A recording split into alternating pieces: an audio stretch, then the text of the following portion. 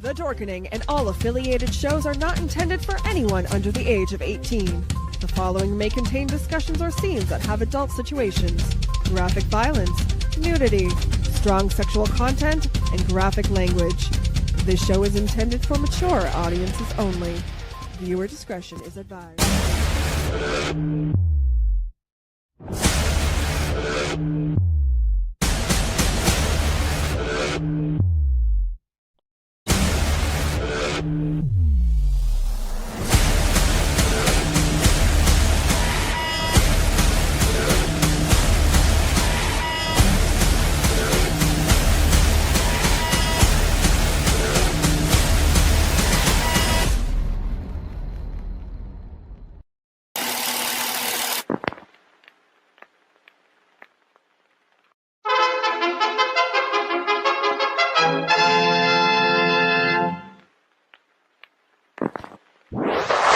Persons under 18 will not be admitted.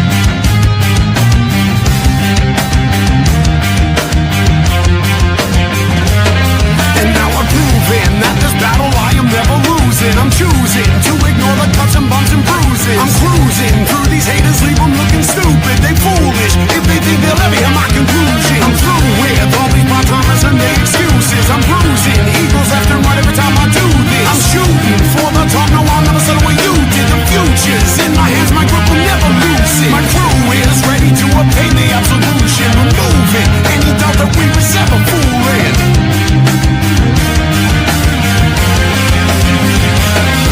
Come on, step it off, bring it down and lose it. Come on, follow us to the new revolution. Come on, step it off, bring it down and lose it. Come on, follow us to the new revolution.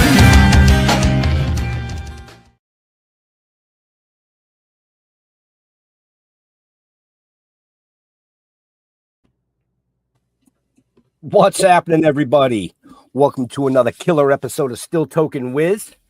Yeah, we weren't here last week. Sorry. I was buried under 2 feet of snow, literally.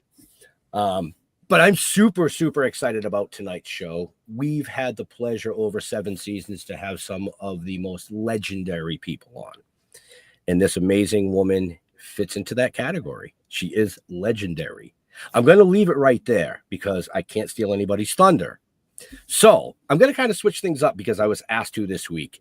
I'm going to bring in the voice that you hear in my head every week, Mr. Jeff Holman. I'm a voice head.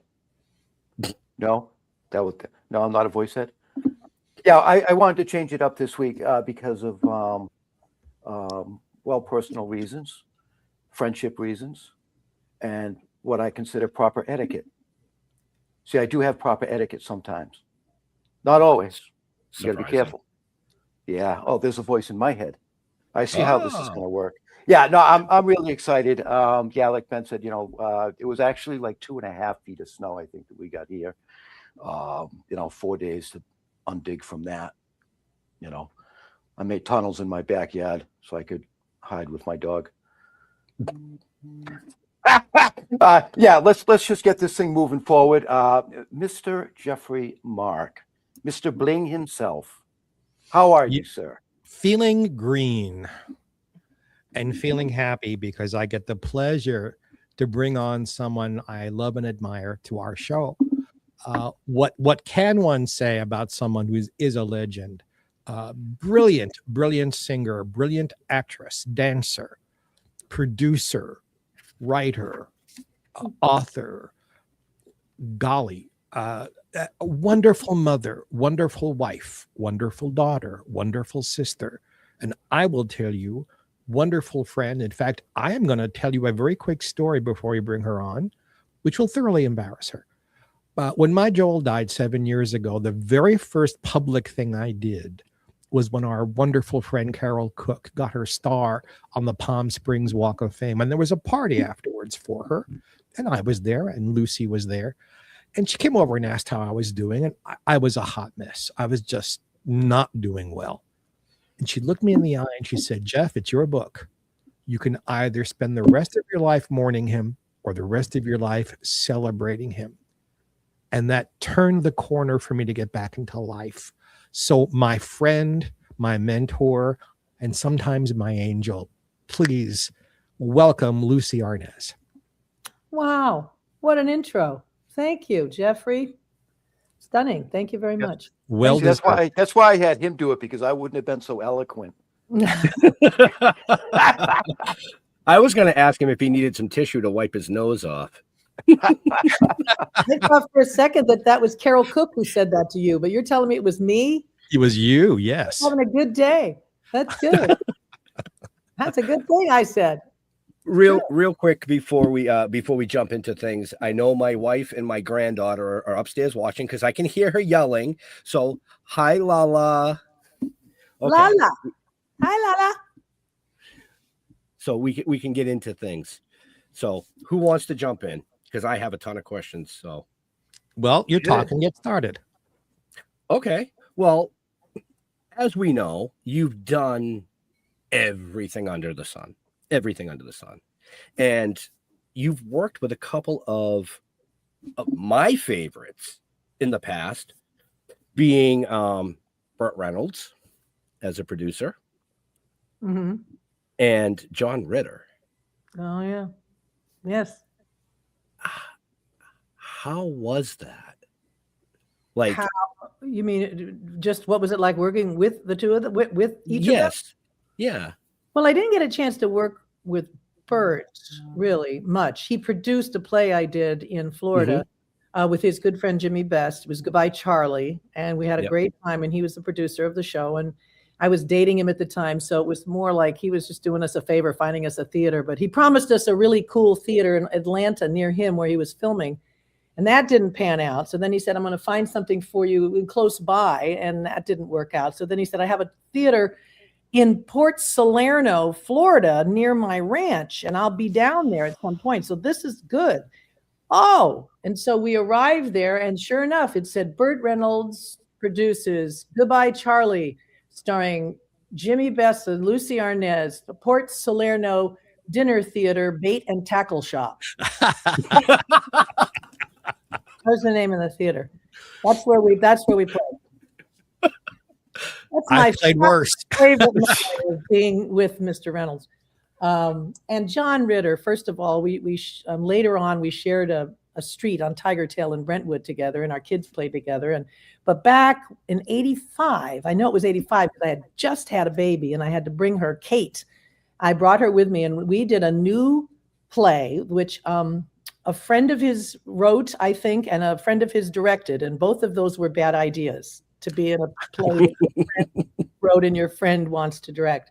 It was called A Place to Stay, and it was a 2-character play. And I was beyond thrilled because I was in a 2-character play with John Ritter, and we had absolute blast. It was one of the worst plays I've ever done in my life, and he knew it. And I remember we used to we played there for like a goodly part of the summer, and on our days off we would go back to our house in Katona, and John would come up, and Larry would try to rewrite the play to save it.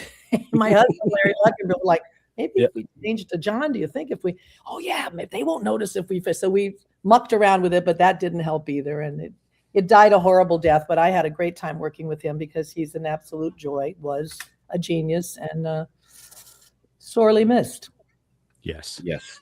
Both of them were sorely missed, as a matter of Both fact. of them. Yes. Well, that's why I brought it up, because they were growing up. They were two of my favorites. Yeah, me too. Me too. In the Actually, business. John and I met before that. I just remembered when I was in Seesaw, the National Company of Seesaw, and we were at the Kennedy Center. he was also at the Kennedy Center in Desire Under the Elms with Eva Marie Saint, and we were in the bigger space with the musical. And we used to meet up after the show and sit up all night long talking. It wasn't like boyfriend, girlfriend. It was just like, your parents were in the business too, like, because we had that in common. Right. And he was so smart, just so funny and so smart. And so we went back a long time, and I adored that man. Anyway. Excellent.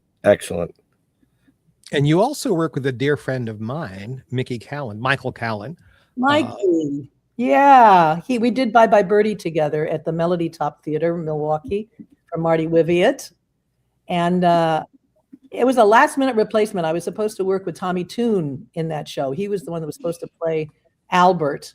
And I gave up the movie Grease to do that play with Tommy because I wanted so badly to work with Tommy. And I had signed a contract and I couldn't get out of it. And so I had to do this play. It was going to cost me like $5,000. And I was young. And that was, to me, that was like $100,000. That was like, you got to be kidding me. I can't afford to do it. So I had to do the play.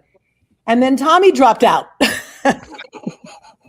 to do Mac and Mabel for John Kenley, which actually was my idea, but I didn't think he was going to do it at the same time that I was doing Bye Bye Birdie. And so he dropped out, and they replaced him with Mickey Callan, who was a sketch and a half. What can I say? He's a piece of work, But we got along great. He was very funny as Albert. He was actually pretty well cast. Probably, he adored working with you. He did. He did. He had such nice things. Other than he got along with you really well, talking about you professionally. That just working with you, like when you're on a stage with someone with that much talent, how much fun it was for him. That's nice. That is so sweet to hear. Thank you. I love hearing that. I haven't spoken. I didn't speak to him for a long time after that. Well, he's gone now, so unfortunately none of us can speak to him. But on a happy note, happy birthday, Tommy. He just had one. Yes, he did. 86? Is he 86 yesterday? Crazy. Or 87? That's amazing. 87 maybe. Oh my God. Wow. He called me. We had a good birthday chat, and he's fine. And he even actually went out to the theater yesterday. He went, on his birthday, he went to see The Outsiders in New York. He went to a matinee, which was a big deal for him. Yeah. Yeah. So cool. Wow. So do you prefer to be on stage as opposed to in front of the cameras? Jeff, it's funny.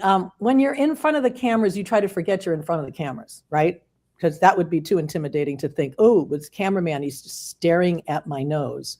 These people are right up in my face. They're seeing my blackheads. They're so close with this thing. I can't. It's terrifying, actually. But I don't distinguish. I like being characters. I like making believe. I do like an audience. I do like performing with an audience. I love the give and take and hearing reactions. And I also love the tight wire act of doing theater or concerts. It's terrifying, but the curtain goes up and it's you, and you either sink or swim. That's kind of thrilling. And it only happens that one time, and only the people there get to see it. So that's weird and strange. And other people say, oh, I wish I'd seen that. And you can't say, well, here is a film. You can't. It's a different animal entirely. And film is there forever. So if you do have a success or something you're proud of, you can find it again later and show someone. They're just different animals. As far as the characters, even when I'm singing or somewhere small, like the Purple Room in Palm Springs, those are characters, those lyrics, those songs. Every one of those songs is a person saying something about something they want or need or can't have. And so to me, that's the same exercise as creating a character and putting it into a play on the stage or making a movie. If I had to choose, if you said you could never do, you got to choose one, you can't do the other one ever again, I'd probably stick with live audiences, theater in some way. I've seen you on Broadway, on tour, in huge concert halls and little nightclubs. I've seen you work a lot. Yeah. You have, it's going to sound like I'm kissing up, but I mean this from the heart. There are just a very few people I've seen on stage where the minute they walk on, you can't look at anybody else. Ethel Merman, Mary That's Martin. why I work alone.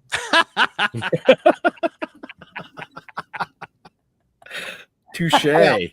You don't work alone because you have a brilliant blonde working with you I everywhere. usually have a big, tall piano player behind me at some point, but I appreciate what you're saying. That's all you can hope for, right? That you either have stage presence or you don't. And when you see somebody on stage that they put you at ease, it's like, oh, they know what they're doing. I don't have to worry about them. I don't have to worry that they're not going to be able to do this. At least that's how I feel sometimes when I see performers and I go scared for them, like, oof, they're not in their shoes yet. And other people come out and they own the stage. They grab it and they go. Right or wrong, they make choices and they do it. And that's thrilling, really. That's what you aim for in a good night, I had a hard time playing a tree. I'd have to be the only tree in the forest. The best tree.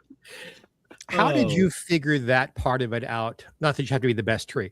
That live, being in front of an audience was for you. I know it has been written over and over that Vivian Vance said to you, hey, you're a stage person. That may be an apocryphal story, but how did Lucie actually come to understand that's the love? I don't know. As you asked me the question now, I'm still weighing what's my loves, what do I love? I don't like to X out something. I don't like to say, oh no, I don't like doing that, because then you're not going to get offered that anymore and you don't get good at it, right? I would love to do more film. It's fun and it's a great challenge. And it's, as I said, it's there forever, blah, blah, blah.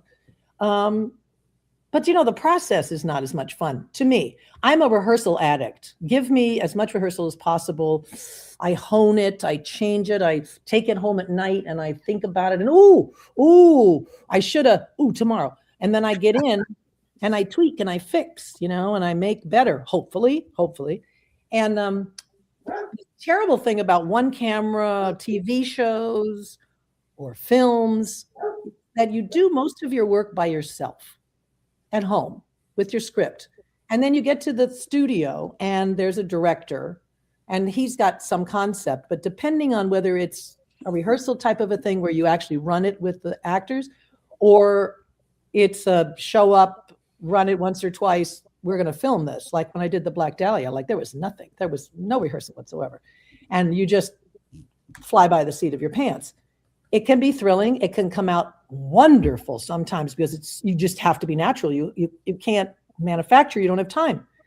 But then you go home and you think, oh my God, because you have to live in that skin a little bit before you find out all the colors that could possibly be there. And you don't really live in the skin until you're talking out loud to somebody else. So you can do all that preparation you want, but once you open your mouth and you're that person, things change. And that's why I like the rehearsal process, because I can work that out. My husband's the same way. We both are theater, animals for that reason alone. And yet you were haunting in the Black Dahlia. It's just this brilliant piece of film work. Well, that's to the credit of the wonderful actors that I was surrounded with, and that I didn't have too much time to worry about it. And he made good casting choices. I think I was rightly cast in that part. And I had a great director, Joe Pevney, who gave me the tiniest direction before each scene because we had no rehearsal time. And I just chose to do what he said. And lucky for me, he was always right. I just, okay, you want me to, okay.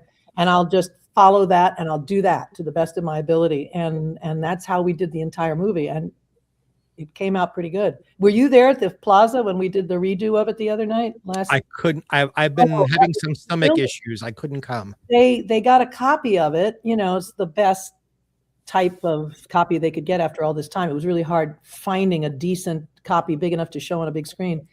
But William Mann, wonderful author who wrote several best-selling books already, decided to take on this story of the Black Dahlia again and try and talk about this horrible murder. And his book just came out, and so he wanted to have a screening of the film that I did and have me there, show the film, and then do a talk back afterwards. And it was fascinating, really, what people asked in the audience and stuff. And just to watch it again, it was actually a pretty damn good film, I got to say, for the amount of no rehearsal we had. And but that's a tribute to the producers and Joe Pevney, our director. You also played a brilliant Shiksa in The Jazz Singer. Oh, you stole my thunder. because I was going to bring that up and say, we're speaking about film. I have a little picture here that I'd like to share. Well, please with do. everybody. And I love that. This is with Neil Diamond in The Jazz Singer. Yeah. Another great film. So back to Jeffrey's question. Sorry, because you stole my No, thunder. it's okay. It's all right. There wasn't a question. It was a statement. Yeah. So Okay, I I'll brought let up it the slide. topic. You guys talk. Go ahead. Nope. I quit. I'm going Yeah, on. I got another question for you. Is there a play or musical that you would really, really like to bring back from the past that hasn't been done in a long time? That's a good question. I don't know. I don't think in terms of that usually. And also, I don't know enough about all the musicals that were ever written. I wish I did. I wish I was a better musical historian. I usually learn about them as I get offered to do one of them. But I've done some of the best ones, like the ones I grew up loving. Annie, Get Your Gun. I saw you do that at Jones I Beach. think that's one of the best musicals ever written. Just a terrific story and a true story, too.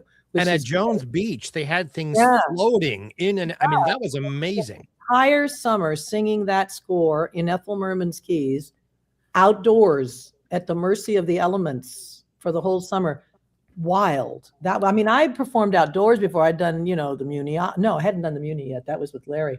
But I'd summer stock, and sometimes you'd be outdoors to do something in one of their theaters, but not like this, not for a whole summer. It would rain. There were times when they'd say, we're going to get a little rain tonight, but we don't think it's going to be much. And what happens? Well, because we're right out there on the stage and all these big costumes and feathers on your hair and all this stuff. And they said, well, if it's really torrentially pouring, we'll cancel. We'll stop the show and we'll wait and we'll check weather and maybe we'll start it up again. Sometimes we have to just stop, right? And send everybody home. Oh, no. That's like coitus interruptus. You haven't even gotten to the end of the show yet. And you're sending people like, how does it end? We don't know. So there were times when I tell this in my show, you've seen the show, Jeffrey, but where it wouldn't be torrentially raining. It would be just raining like constantly. And everything's getting slippery and all the feathers in your hair they're like clinging to your face now, and everybody's going crazy and they won't call the show because God forbid they give back 8,000 tickets, no, you have to get through intermission. If you got to intermission, then they'd say, okay, we don't have to finish the show, but otherwise they had to give the money back. So they didn't want to stop the show. But, that's a great role. I loved that role. I would do that role again in a second. A little old to play Annie Oakley, but, it was fun. And I got to do Seesaw, which was my first national tour. And I think that of its time, it's going to be dated if you do it now. That's the problem with a lot of these musicals. You do them and they don't translate in 2026, 27, like Gittle's whole thing in Seesaw was that she wasn't good enough to go uptown and date Jerry Ryan in front of his friends. Like that is so 70s, that I'm not, there's a song in it that's, he's good for me, but am I good for him? Good enough for him. And I've gotten to the point in my life where I just don't sing victim-y type songs anymore. And so that would be really hard for me to play that part, even if I was her age. But, and I've always thought I wanted to do Mame. And then my mother ended up doing the movie. So that didn't change my mind because she did the movie. But that's one reason I'm not doing it. But also, the more I watched it, the less I realized it's not that great of a book. It's got some great music, but the story's a little old fashioned and a little hard. And it's really basically Hello Dolly. I mean, they're like, it's the same, they have the same number in them where she impresses everybody and they dance with high kicks, Now I could see you doing the play Anti-Mame, which has a much stronger story. Yeah. To make room for all those songs, they had to take away about a third of the storyline, and you miss it. A little sappy. I agree with you. Have you ever thought about Gypsy? Well, Gypsy is the best musical ever written, and someday I would like to do Gypsy. I never say that because it sounds like what everybody else says, and I truly don't think about it. I don't think, oh, I hope I get to do Gypsy. But I never think about it. And for a long, long time, I thought I'm too young. I don't want to play gypsy until they believe that I know what that woman would know at that point in her life. Now I'm definitely at that point in my life, and no one's asking.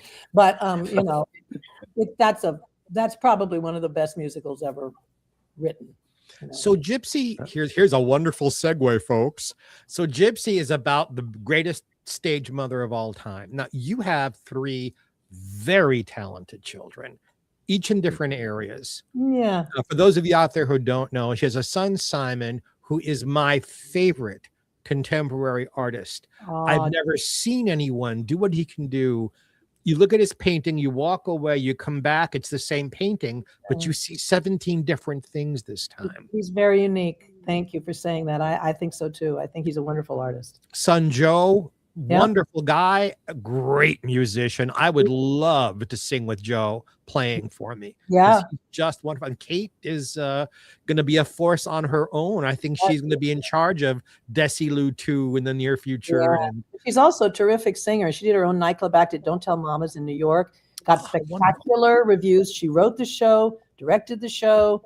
She had a little trio behind her, and it was called For Love or Lack Thereof. And it was sort of a 20-something-year-old's, you know, replay of her love life over the last 10 years. And it was hilarious and funny, and she sang great stuff.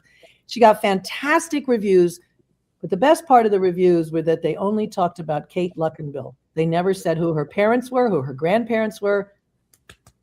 That's the best you can hope for. They just saw her and they thought she was great.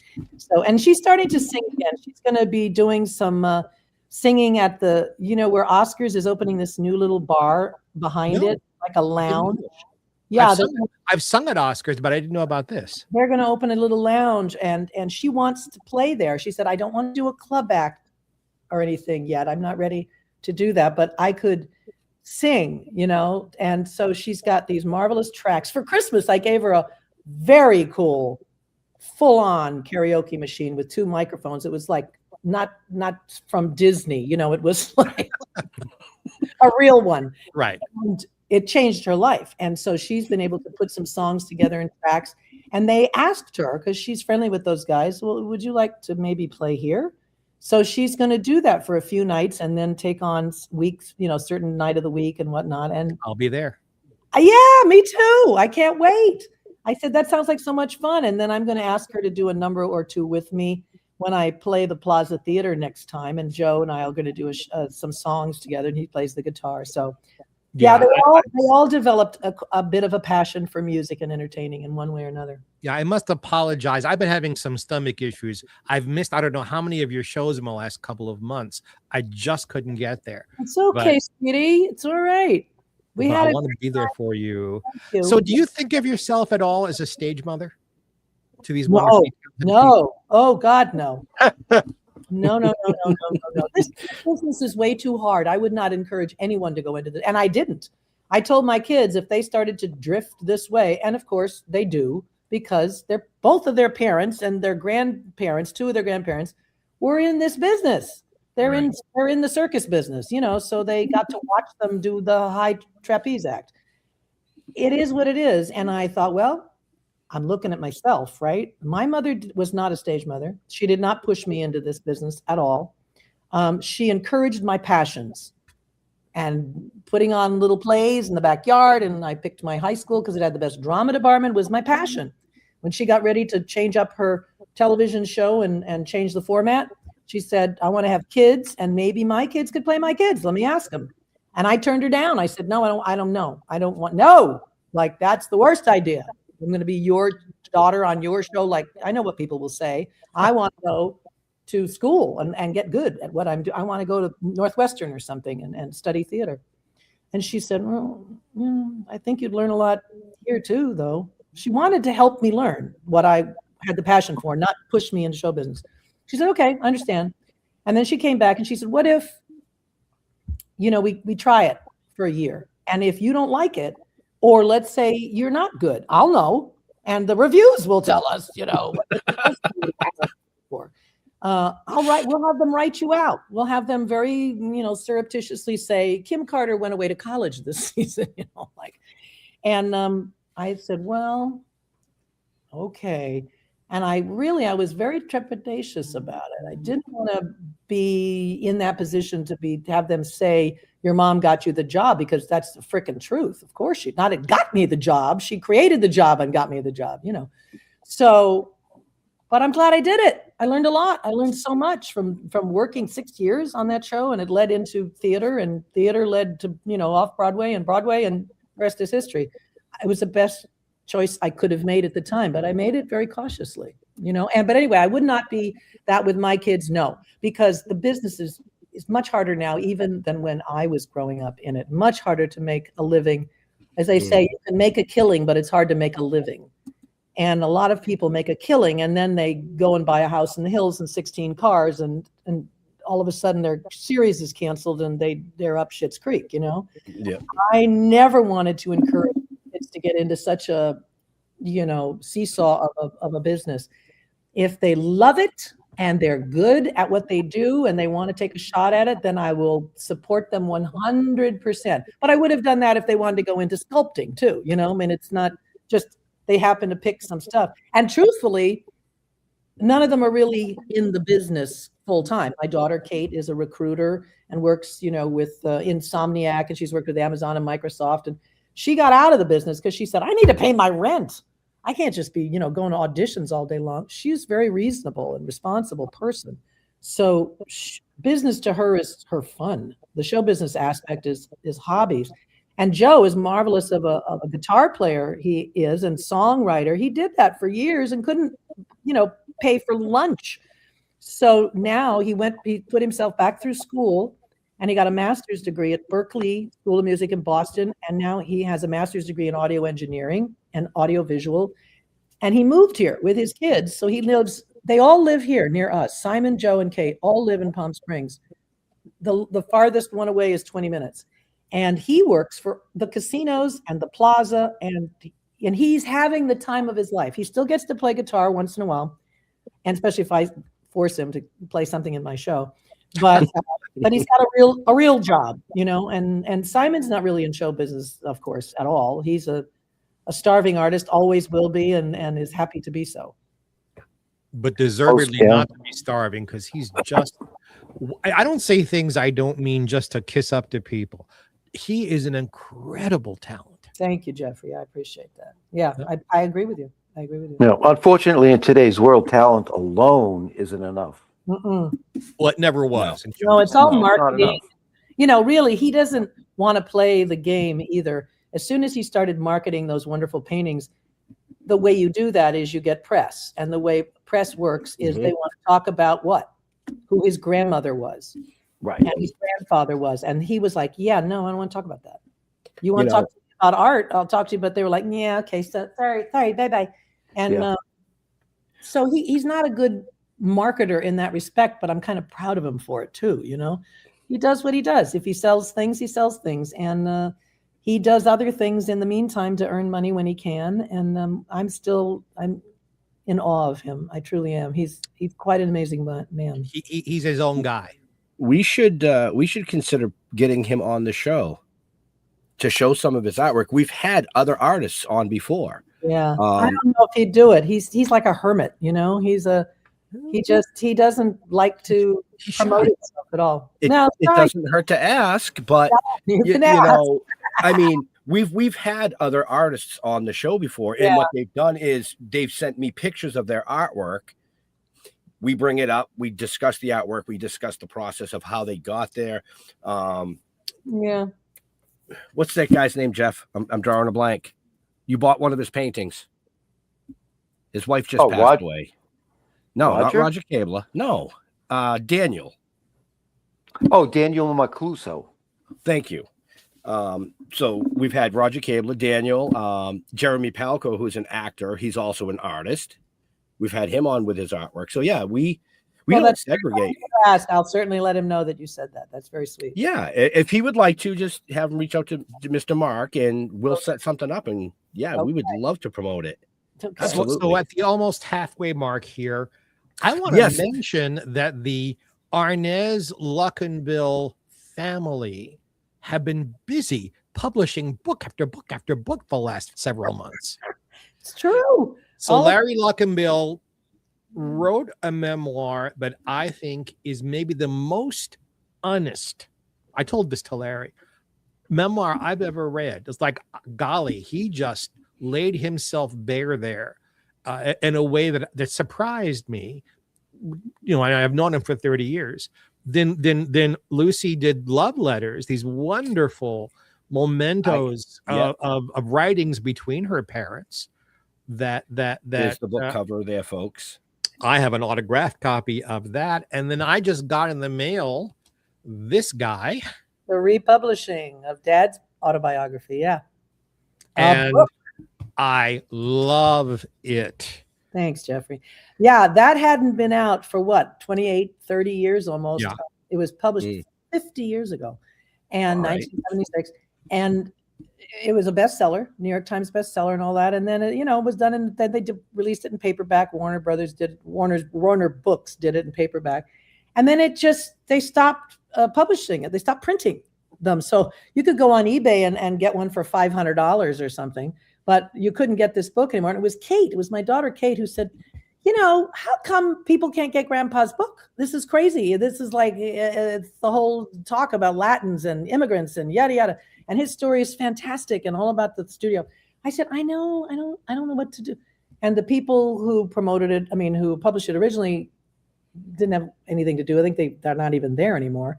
So when we did the Love Letters book, I talked to Cindy Cipala, who's the editor, who put that together with me. The same day she agreed to do the Love Letters book, I said, and my daughter would like to ask you something. And Kate was there, and she asked her, and she said, oh my God, because Cindy's Latin too. And she said, it would be my great honor to republish that book. It was the easiest thing I ever did, was get that book republished with Toking Press. They just said yes. And she said something which I went, oh, there's a catch, right? There's always a catch. Because she said, could there be, we're not going to not publish it if you can't do this, but is there any possibility that there are other materials, expanded materials you could put in? I was like, well, I think he stopped writing, but I'll check. But there were files and files of things that I had put away and procrastinated reading for years, scribblings and papers here. And I thought, oh, I don't have the energy to try to decipher all of this stuff. But because she asked, I made it my business to block out hours and hours and weeks that turned into months and go through all of those boxes and files. And I found some really interesting things. So not only is there an amazing story, the story that was always there, we put a lot of new pictures in, we updated a lot of the photography and the cover and some of the back stuff, but we also have this whole afterword, we're calling it, where I explain about these writings that I found. And then he spits me, dad, the whole way. Like I say, here's what it is. I love that. I love it. And I won't give it away, but the thing at the very end is kind of amazing, that it's the last piece I found, and what it says is just like, okay, perfect. Yeah, you need to buy the book to find that out. So that's where I was going to go with the segue on that. All our viewers and listeners, if you're interested in any of these books that we've been talking about, just check the show notes up above or down below, depending on where you're watching or listening to us. The information is there, including Miss Arnaz's website. So you could go there.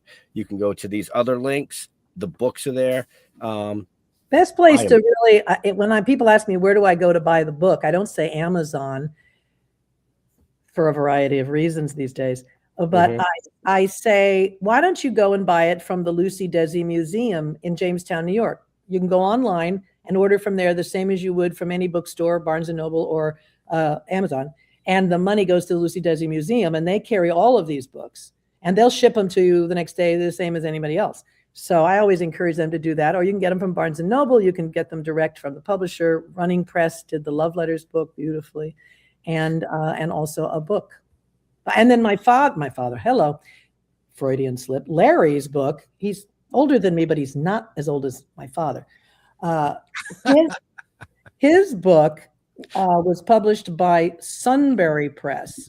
But you can order it at Barnes and Noble online too. And you're right, Jeffrey. It's one of the best. I say it's like the great American novel. And believe me, it's not a short book. You gotta take it to the beach. You know, I mean, it's a book. And I had to help him edit it 5 times because you edit it, then they make the changes, then they send the whole damn thing back to you again, and you got to read it all over again to make sure they made all the edits that you took. Like I thought, if I have to read this book one more time. But every time I read it, I said, Larry, I can't believe how good this is and how well you write. And it's not what I would call, like Hemingway used to try to cut all the beautiful writing, you know, and people would say, what's wrong with this paragraph? There's too much beautiful writing, like descriptive, too many adjectives, you know, just tell me what happened. He knows how to do that. So it doesn't matter how long the story is or how many pages, you just can't put it down. You have to get, and he knows how to end a chapter and make you, oh my God, you can't wait to get to the next chapter, you know? Yeah. I literally read the entire book in one day because You did not. That's not possible. Yeah, I read very Wow. quickly. Yes, it is. Yes, it is. Wow. Well, it's called And I will give another compliment and let you know that when my Lucie book came out, Miss Arnaz read every word of that before it was published to make sure it was right. What a favor. What a wonderful favor to me. I remember I did do well. How would I know if it was all right? I did my best, but you know more about my mother and her career than anybody else in the world, Jeffrey. You're the one we're supposed to send our books to, not the other way around, you know. Your brother says he does not have to remember his life. He just has to call me. That's and exactly I'll right. know. That's exactly right. In fact, I have put one book aside because of all your publishing. My last book, other than my memoir, which is just finished, is gonna be the complete Lucie, a superstar career in show business, and it's everything from the first one with all the radio shows and all the films. Wow! And Fran Drescher has written a foreword for it. Oh my God! And again, I will not publish it until you approve. So you have approval of the entire thing, and it'll come your way. But I've held back a year, so not to be in competition. Oh, I'm impressed. Why did you decide to do that? Did you just think this needs to be out there and nobody's ever done the whole comprehensive thing? Yeah. I loved the book that I wrote. Yeah. I'm grateful that the Lucie fans call it the Bible. It is. I mean, people tell me they sleep with it under their pillow. It just boggles my mind. That is a little odd. And you know how fans are. They're lovely people, but it could get odd once in a while. I put it between the mattress because it sags. Oh, okay. That's Both of these men have copies of the book. Yes, Anyway, absolutely. But I felt that the radio work is completely ignored, and it is voluminous. Yeah. And there's like 75 films out there. Mm-hmm. I dislike it. Good on you. I dislike it when people call your mother the queen of the bees, or but she never did any important films, or her films weren't successes. She was a huge movie star with great films. Legend. And I want to correct that misnomer about her work. Yeah, well, when you have something that blows up as big as I Love Lucie did, it's hard to put anything else in that shadow. It's like nothing compares. But when you look back at especially films like Stage Door or The Big Street, and if people have never seen those movies, my God, I mean, there's some serious acting there. She never really came up to that level again with drama, for sure. And or Lured, the horror picture she did, or The Dark Corner, the film noir that she did, or the Western that she did, or they're wonderful. Yeah, well, good on you. I hope it's a big success. I can't wait to read it, and I will. And you're in my memoir, but only lovely, wonderful things, because that's who you are. Like a love fest. Why not? It's about time. We've known each other for 30 years. You gotta give me a little room to love on you a little bit in public. That's nice. But so I'm being told that I must purchase all those books by my wife for her next road trip, she said. So Lucie, would you plug again where you like people purchasing those? Well, Larry's book, Affective Memories, How Chance and Theater Saved My Life is available, I'm sure, at where you can get all books online, Barnes & Noble, Amazon if you must. And the love letters, Lucie and Desi, the love letters, this compilation of their love letters from the early part of their marriage through like the early 50s is available. I send people to the Lucie Desi Museum in Jamestown, New York, and there's luciedesi.com, I believe it is, online. And they have a wonderful gift shop there, and they sell all things Lucie. And so they keep all the DVDs, like the Lucie Desi home movie that we did. And so they'll have the love letters book, and they also are carrying my father's, the republication of A Book by Desi Arnaz with the new expanded version.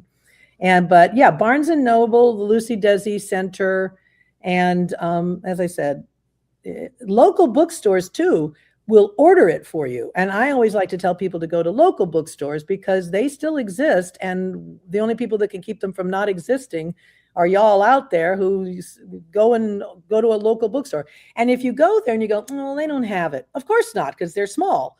But you go to the desk and you say, would you order Effective Memories by Lawrence Luckenbill for me? Yeah, just a second. They go right straight through to Ingram or whoever, the publisher, the big, marketing house, that the distribution place, I think, is Ingram. Yes. And they order it. And 2 days later you have it. So, it's good to support those places, especially right now where who owns those joints and where the money's going and all that stuff. It's good to know. Right. And those of you who live in New England, I heartily recommend the Lucie Desi Museum and the Comedy Center. I was once brought there as a special guest along with Cousin Cleo and Keith Thibodeau and Mickey Rooney. And we screened my documentary, Inside Television's Greatest I Love Lucie. And it was a wonderful time. It's a wonderful place. I was honored to be a part of it, and you should go see it. And really, I plugged the National Comedy Center, which is now just across the street in the old train station, and it's been expanded. It was just voted the #1 museum attraction in the entire country. And it's unbelievable what they did. So it's an entire hands-on, interactive study of laughter and comedy from the dawn of time till now. And it's spectacular what they did. And, it was all started with a germ of an idea years ago when I said, you guys are running out of people to interview who were on the show. You've now resorted to like interviewing the kids who were babies, who played the babies. And their memories are scarce. Yes. They don't have a lot of memories back then. And what are you going to do, after that? And you're trying to, I said, if you do what my mother asked originally when they said, can we honor you here in your hometown? She said, no, don't honor me, for God's sakes. The way she would talk. She'd say, well, you could honor comedy. That's what you should be honoring. And they didn't pay much attention. And the first year they tried, they did one festival of comedy, Lucille Ball Festival of Comedy. I was there. Katie was 3 years old. We all went. It was a big, big deal. It was like the year after my mother passed away. And that was it. They never did it again. And then they turned into getting a little museum. And then the museum got a little bit bigger. And then they got a board of directors. And the museum moved over here. And with museum, and a festival once a year where they, stomped grapes and smeared chocolate on each other. And it was fun, but it wasn't about anything other than fandom for I Love Lucie, which is great and fun. But what is that really?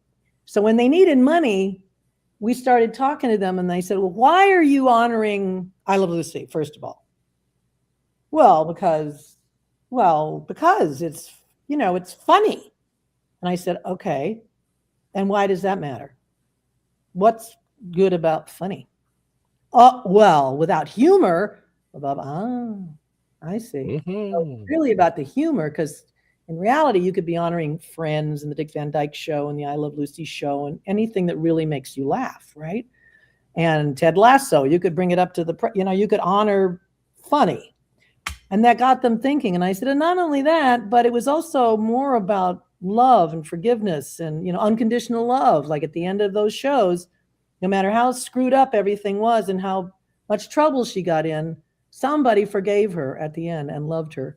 I said the show could have been called I Love Lucie Anyway. Yeah. And that's so true. That's so true. So maybe you want to honor the healing power of love and laughter, because that's really why I think that show has lasted 75 years. I think, yeah, sure, it's funny, but why does that matter to us? And how many thousands of letters and people telling me, when, you know, tapping me on the shoulder in the street and saying, I have to tell you, my mother was dying of cancer. And if we didn't have those shows to, you know, I mean, there's always some personal story of how that kind of comedy got them through stuff. And so the NCC, the National Comedy Center, does a whole presentation on why we laugh and why we need to laugh and what comedy is and who creates it. And it's everything from cartoons to political comedy to stand-up comedy. They have holograms of, you know, like Richard Pryor, and it's crazy. It's wonderful. Anyway, I'm very proud of them because they took this ball, no pun intended, and ran with it and made something more fantastic than you could ever imagine could be done. Well, you have inspired where me, is young this? lady. It's in Jamestown, New York, my mother's birthplace, which is about an hour and a half south, I guess, of Buffalo. Yeah. Yeah. And it's Chautauqua Lake, you know, gorgeous Chautauqua Lake and the Chautauqua Institute right there. It's an absolutely beautiful part of the world that kind of did the big deep dive down after all the furniture manufacturing companies left. It became a very depressed community. And they needed something, which is why when my mom died, they were like, please, can we honor her? Can we put up something? And sure, you know, but it took all these years to get it to be really the appropriate thing. And it is now. So it's great. Little known fact, all those wonderful old Goodson Todman game shows, all the chairs those panelists sat in came from Jamestown. Yeah, I'm sure. They made a lot of furniture for almost the whole country. Yeah. Yeah. Right. Well, I was starting to say you've inspired me. I have boxes of comedy files given to me by Pat McCormick and Bob Schiller, Oh my God. including sketches for Flip Wilson and the Carol Burnett show that weren't used. And I think I need to donate them to the museum. Yes. Oh my God, Jeffrey. Yes, please. They Because would my stepkids and grandchildren couldn't care less. absolutely, and they'll do something really, what's the word? You know, like today, contemporary. They'll do it like the best, coolest way that you would do it right this minute. Like the coolest scientist or computer guy will say, "Ooh, I know what we can do with these," you know, and it'll bring, and then it won't just be like old pieces of paper. They'll find a way to make it interactive and let people really play with it, which will be great. Yeah, Bob Schiller and Bob Weisskopf were two of the original I Love Lucy writers, for those of you who don't know this. Right. And on the Flip Wilson show, they wrote all of the Geraldine sketches for Flip. And I have them, Amazing. including the one with your mother. Good on. Oh, that's great. What a great idea. Good for you. Well, Yeah. you inspired me. If you look on YouTube and bring up any family name of your family, the nonsense that comes up boggles my mind. The 30 years of Lucille Ball's double life, the 30 years of William Frawley's double life, your brother's death. Your brother has died 417 times on YouTube. He looks good though for being dead. I know. Talked to him yesterday. I said, "Are you still dead?" He's the handsomest corpse I've ever seen. Yeah. So, folks, Desi is alive and well. Alive and well. Thank you. Fret not. Adorable and funnier than ever. You know, here's something I'll bet you don't know. There was a point right before Amy got ill. Amy was Desi's wife, where Desi and I were planning to fly to Santiago de Cuba and really do research about what's in the files of the Arnaz family there. And then What Amy got files? ill. Well, What files? You think there's files? we don't know. We thought we'd look. Where are you going to look? Libraries, and we were talking about it anyway. It's a communist country. I doubt seriously they kept very good files on my grandfather's administration, especially after kicking him out of the country and, you know, creating a revolution. So they all had to flee. They burned everything that was about my father's family. So I doubt there's much there. We've tried several times to go back to Cuba. And the first time I guess they shut down the island. There was first one was 9/11 because we were doing the 50th anniversary special, and we Yes, wanted you to go were. to Jamestown and also his hometown. And we couldn't go because 9/11 happened. So then we planned it again. My cousins were going to go with me, who left there during the Pedro Pan era, and they knew still where the houses were and everything. And we were going to go by cruise ship, and they were going to land, dock at Santiago for 2 nights. I was thrilled to death. And then I guess it was President Trump was during the first administration, and he closed all the borders to Cuba. And so all that was canceled. The ships couldn't go down there anymore. So that was my second trip done. And now then they opened it up again, and I've been trying, but now right at this very minute, it's also, you can't go there. Right. So I don't know if I'll ever get to Cuba. It's okay. I don't know. The week that 50th anniversary special was being done was a very hairy week for everyone involved. I was working on it from home, and Desi would call me every night when he got home and tell me about it. But you got threats at Television City. I don't remember that. Did we? Yeah, that they were going to blow you guys up. What? I was too busy working. I don't remember that at all. I don't remember. I just remember having to fly to Los Angeles to tape all the musical numbers and the interviews with the people. And suddenly there's 9/11. Nobody's flying at all. But, that doesn't stop television. It's like, yeah, it's too bad. We're filming out here in California. So they put me on a train. And I had a binder this thick of transcripts from the interviews that we still had to edit. But it was great because I was by myself, one of those little roomettes cross country with my binder and my editing pen. And I would go and sit in the dining car for breakfast, for lunch, for dinner. And they always put you with 3 other people. If you're by yourself, you have to sit with others. And that always is a little uncomfortable, because it's going to go around the table and what's your name and what do you do? And I'm like, oh God, here we go. But that didn't happen that week. Everybody was, where were you? It was all about 9/11. And I wrote a journal during that trip about different people I met and what their stories were. Someday I should put that out as a little book, very small, little short book about all of that, because everybody had a story. Everybody had been somewhere. A lot of people were the only surviving members of their company, and they were being sent to Chicago to start again because someone had an office in Chicago that still existed. Horrible. Anyway, I thought I would tell you that story to cheer you all up. All right. I will change of a tone.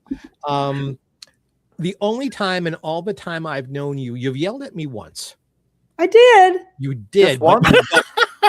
Only once. Smile. She smiled when she said that. When did I yell at you? I love it. I yelled at you. When did I yell at you? We've already mentioned someone earlier in the broadcast, someone dear to Lucie and dear to me, Carol Cook. Carol Cook, yes. Who was a protege of Miss Balls and a fine star in her own right. Yes, indeed. And there was a wonderful memorial for her held at a theater in North Hollywood.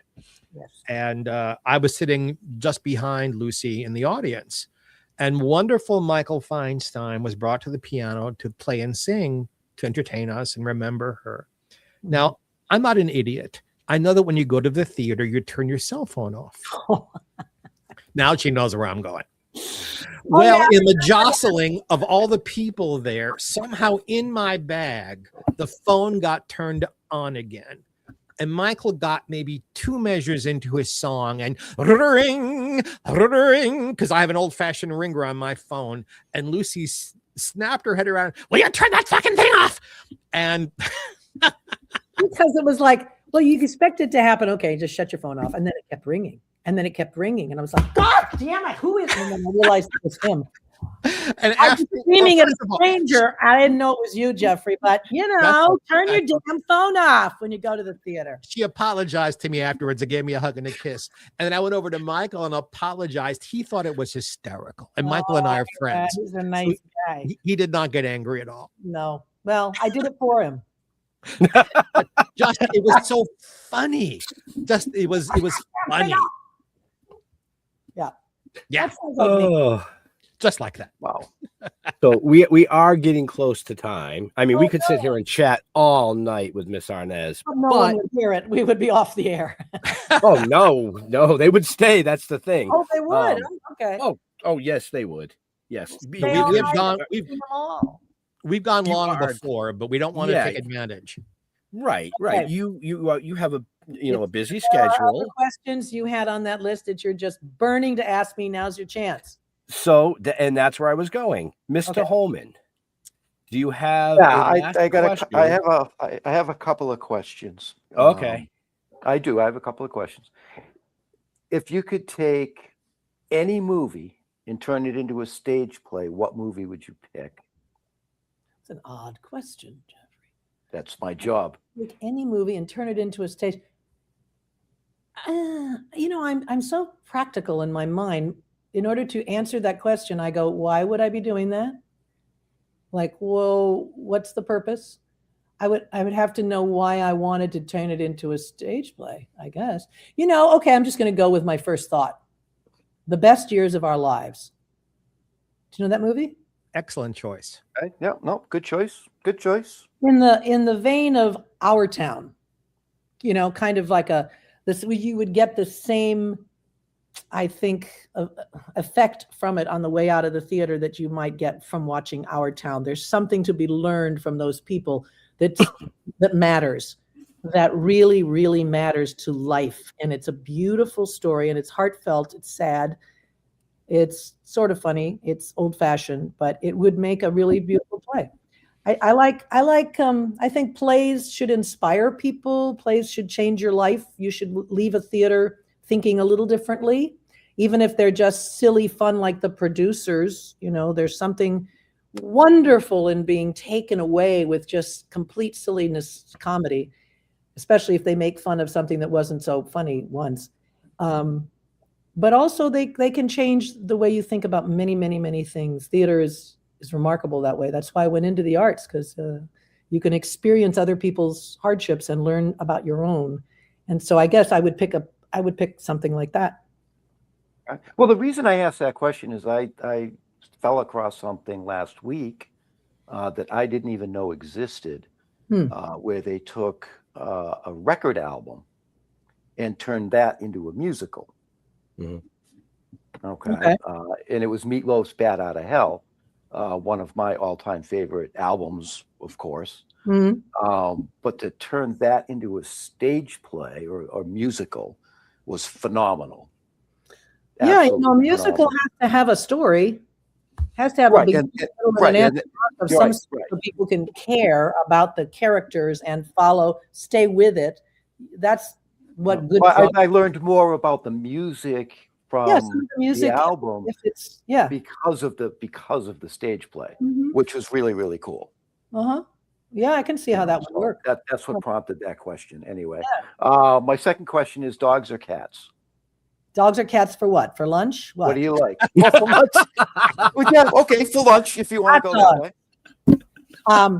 Dogs or cats? That's an unfair question. I have had every kind of animal that you could You can say mention. both. Both for different reasons. Cats are hilarious, and dogs are just unconditional love till the day you die. Cats are like, are you here again? Right, And dogs are just, I love you, I love you, I love you, I love you, I love you. And you always need someone to do that. Something that greets you when you come in the door that says, oh God, you're the best, I love you so much, I love you so much. That's a dog to me. And we've had 20 of them, and I don't have any. I've always had both, so that's why I asked that. Yeah, question. we've had both for all my life. And right now, Larry and I have no pets because I don't want him to trip over one of them. Well, then don't get a ferret. And we're not going to get any pets right now. I could get a canary, maybe. I don't know. I'm not sure it's possible. So, okay. It ends on dogs and cats. I could see this whole thing. Dog or cat? Right. So my granddaughter's yelling for me. So Lila Rose, come on, you can come down and say hi to Nano. Mr. Jeffrey Mark, last question for Miss Arnaz. Oh, good heavens. I'm trying to think of what I could possibly have not asked you in 30 years that I'd never, ever asked. The answers would be different today, don't you think? It's been a long time. People's ideas change, and a lot of the people listening haven't heard the answer. So, all righty.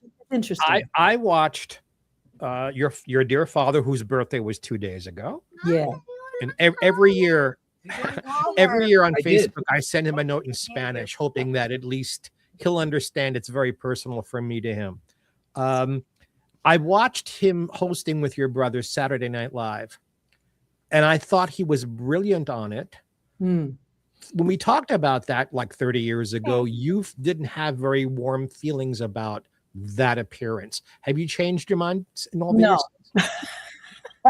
Steve? No, I haven't. No, I saw a clip of it again the other day, hoping that I would feel quite different, and I did not.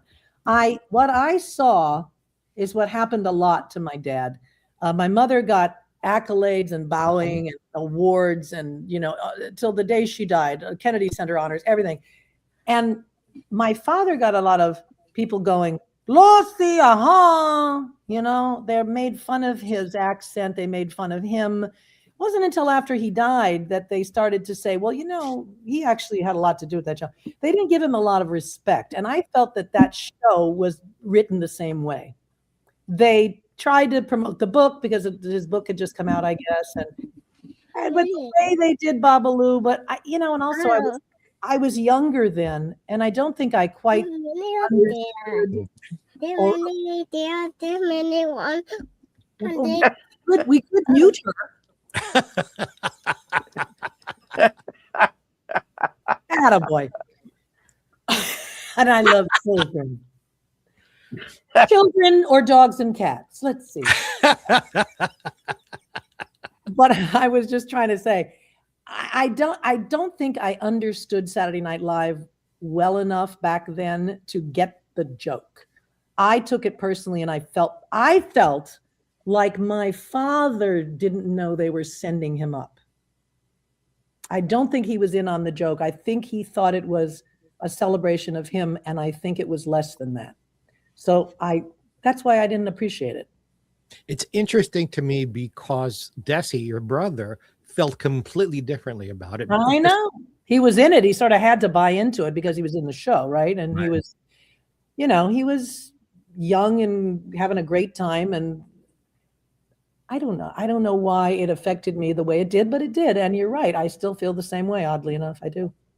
I always felt when they married the I Love Lucy premise to the Untouchables, and your father says, how's little Nitty? I just thought that was just I don't even remember that part, but that was probably one of the better parts. Yeah. It was. Well, I celebrate him and I celebrate you. I would not have half the career today if you had not shown me friendship and support, because the Lucie book would never have happened without you. So thank you. I don't believe that for 1 second. There wasn't anything out there like it.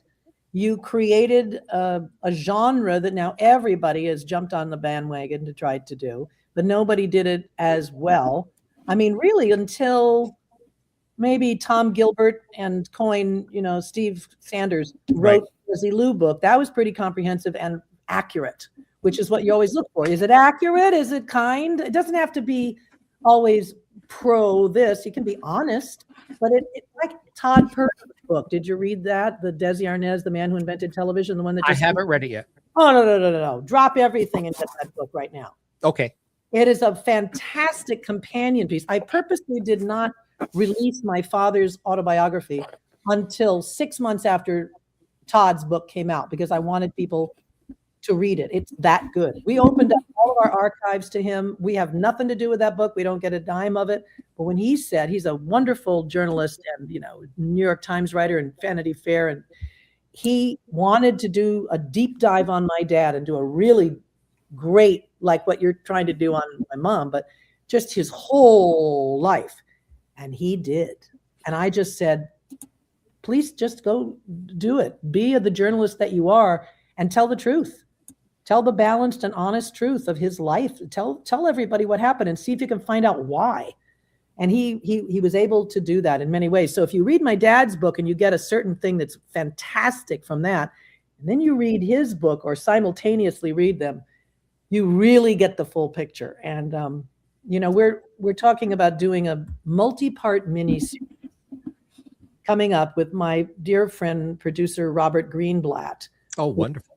Ran NBC and HBO and Warner Brothers and everything. And he's offered to put together a maybe 10 episodes, maybe 30, we don't know yet, and really tell both of their stories from cradle to grave in their as much as entirety as we can possibly do. Because as good as being the Ricardos, Sorkin film was, or take it or leave it, what you thought of it, it was still just an itty bitty little snippet of their lives. And he was hired originally to tell the relationship of Lucille Ball and Desi Arnaz, and it was meant to be a multi-series thing. That's what we got in. That's what they asked us to do. Right. And we said yes. And then it ended up being a 2-hour feature movie about this little part of their life. So Robert kept saying, that story still needs to be told. And so I thought, oh my God, here we go. Here we go again. But he's right. So I agree. We're going to be doing that. So I'm sure you'll be getting a call. Well, I'll work on that for nothing, just to be a part of it. I'm glad this is on tape because he might need to know that. Okay. And I mean it. I So know. there. That'll make 2 of us. I think I won't be getting much either. I asked you this question 30 years ago. I asked it of Desi, and I'll ask you again. Okay. How would you like your parents' legacy? Not them as persons, because only the family knows them as persons, but as performers, how would you like their legacy to be remembered? It is being remembered the way I would like them to be remembered. It is being remembered by all of the audiences that have come up to me, as I said earlier, by saying thank you for the joy, thank you for the laughter, because it healed us at a time when we really needed it. And to this day, people will say, I don't want to, spill the beans here, spoiler alert, but the world is freaking nuts right now. And we need all the laughter and the love that we can stuff into our little brains. So they're being remembered for the joy that they brought to the planet, period. Mm-hmm. And that is more valuable than gold. It's everything. Because really, this sounds like a John Lennon song, wannabe, but love is all there is. And love and laughter is better than all there is. So. Yeah. Well, on behalf of all those fans, on behalf of a little boy from Brooklyn who had a really tough childhood with abusive parents, who knew that at least for 30 minutes every day, he could climb into the Lucie world where it was safe. See, that's exactly what I'm talking about. It's exactly. I thank you for the little boy in me and all those boys and girls out there, because that's how important it is. I hope it's never going off the air. I hope that it continues to live out there. We don't know what's going to happen to it now, because I don't own I Love Lucie. If I did, I would make sure it had a home for audiences forever and ever and ever. It's owned by CBS/Paramount/ Viacom/ Global/ Larry Ellison now.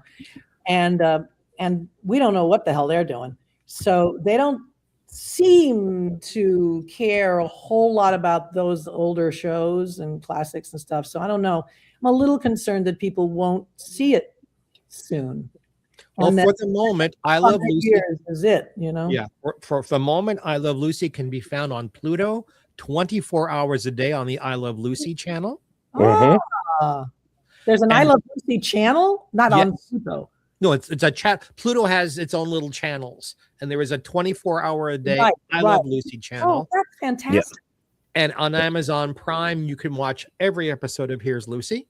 That's true. No, I know that. Yeah. In fact, the only one we do own Here's Lucie, so I am in control of getting that out there. And Catchy Comedy Comedy has started a whole Lucie trilogy. It's like the Lucie show, the Here's Lucie show, the I Love Lucie show, and all the specials that she did, and it's on a loop, and they just show them all the time on Sundays. I did all the wraparounds for that, and that's really cool that they did that. That's almost like having your own Lucie channel. Yeah. I don't think those shows are going to go anywhere. No, I don't either. No. I'm not. That'd be great. So yeah.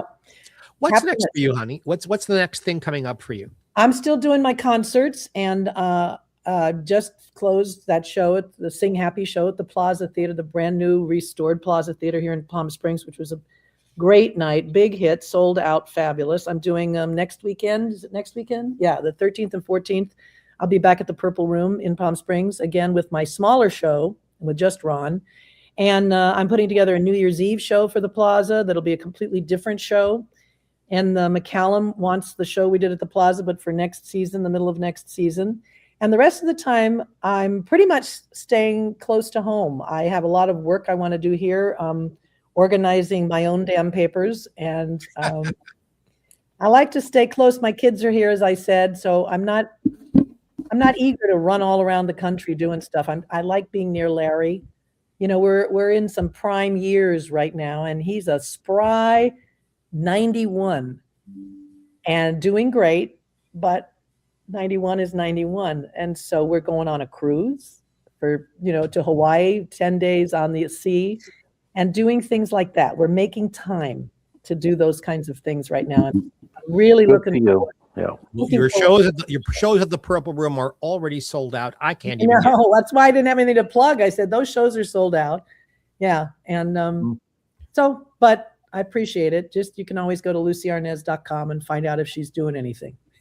That's right. That's right. You absolutely can, folks, and that's in the show notes up above or down below, depending on where you're watching or listening to us. So, with that. Lucie, where do you like to interact with your fans on social medias or websites, things like that? This is a plug. I have a website, luciearnaz.com, luciearnaz.com, and there's a space on there called Contact Lucie. Believe it or not, we read all of them, and Elizabeth sends me all the emails as soon as she picks them up. Elizabeth is my right arm, who's been with us for over 30 years. And I answer them. I answer the people directly. And you can leave messages to me. I also scroll and read most of the things on Lucie Arnaz official Facebook and Instagram. And I don't spend an awful lot of time online. There seems to be too many places to go to pick up messages. And I start to get overwhelmed after a while. And people say, you didn't read my messages. I said, where were your messages? They go, the Instagram messages, the Facebook direct, mail. I said, I can't. I can only scroll and read, and I can do email and I can do text. And after that, I got to cook dinner. There is a life. Hello. Right. There's people here. I can't be online. So there you have it, folks. Mr. Jeffrey Mark. Yes, sir. Same Jeffrey person. Mark, as it's spelled there on Facebook, Jeffrey Mark Showbiz on Instagram. And if you haven't got enough of me yet, Ben and I do another show called GPE, Jeffrey Mark Plays Ella. Every week we are on playing the music of Ella Fitzgerald on a theme. And I'm there to give you all kinds of insider stories about the music and Ella and the songs. And I would love to have Lucie come on and be a special guest programmer and choose her favorite Ella songs someday when she has time. And we're about to start a Broadway Jeffrey Mark Live on Broadway podcast. Even Ben does not know this. In about 10 days, I am going into the recording studio to record the theme song. So in about 3 weeks, I think we'll be starting that show. So there'll be plenty of me to go around. Jeff Holman. Yes.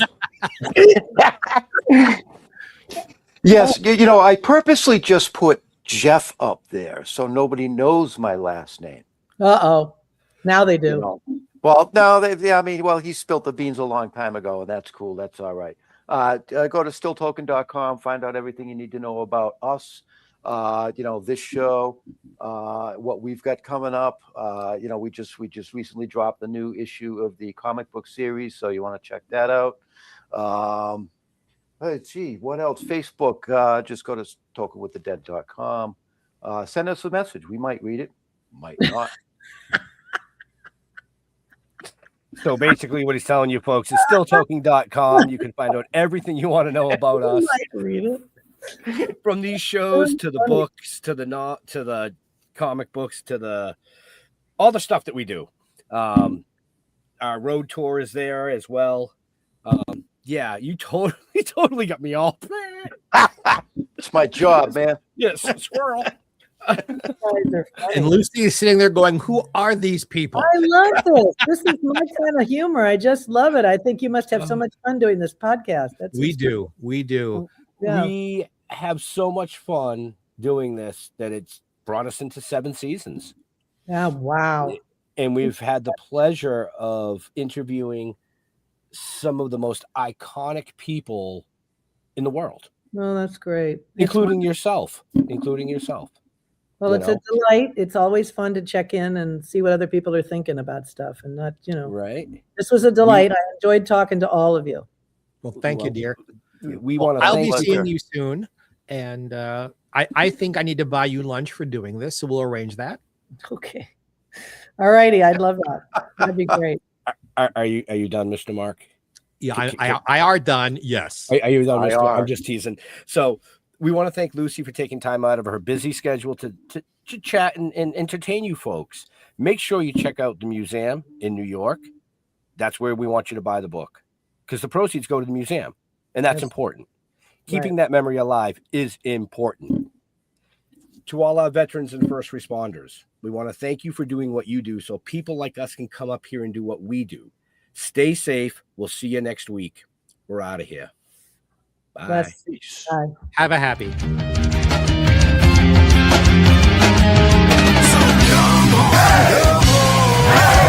Step it